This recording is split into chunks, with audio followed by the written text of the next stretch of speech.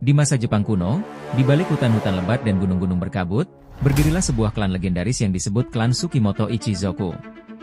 Klan ini dipimpin oleh seorang pria bijaksana bernama Shingen Tsukimoto, yang dikenal karena hubungannya dengan alam dan kemampuannya menaklukkan roh-roh liar yang sering mengganggu desa. Klan ini memegang tugas suci, menjaga perdamaian antara manusia dan roh-roh alam. Namun, kekuatan klan mulai melemah, dan rakyatnya kini merasa hidup dalam ketakutan.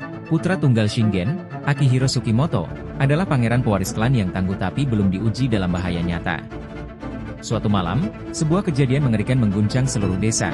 Gunung suci di dekat desa tiba-tiba memuntahkan asap hitam dan roh-roh jahat mulai turun, mengancam semua orang. Kabarnya, roh kuno bernama Ryujin, seekor naga raksasa dengan kekuatan api dan angin, telah terbangun dari tidurnya yang panjang. Konon, Ryujin terbangun karena manusia terlalu serakah merusak alam demi harta. Ayahnya, Shingen, terluka parah ketika mencoba melindungi desa dari serangan roh-roh Ryujin. Di tengah ketakutan yang melanda desa, Akihiro sadar bahwa dirinya adalah satu-satunya harapan terakhir. Dengan persenjataan klan yang diwariskan dari leluhurnya, ia bersumpah akan menaklukkan Ryujin dan menyelamatkan desanya, meskipun rasa takut terus menghantuinya.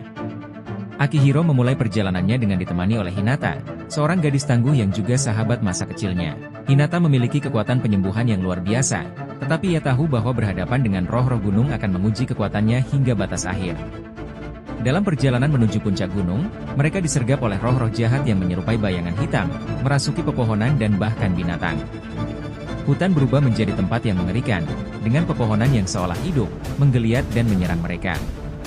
Akihiro mengayunkan pedangnya berkali-kali, tetapi roh-roh itu terus berdatangan, membisikkan ketakutan di telinganya dan menguji keberanian mereka.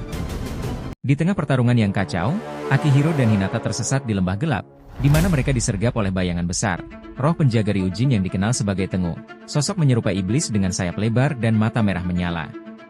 Tengu menyerang mereka dengan kecepatan yang mengerikan, membuat Akihiro terluka dan terjatuh. Di saat kritis itu, Hinata mengorbankan dirinya sebagai umpan untuk memberikan Akihiro kesempatan menyerang.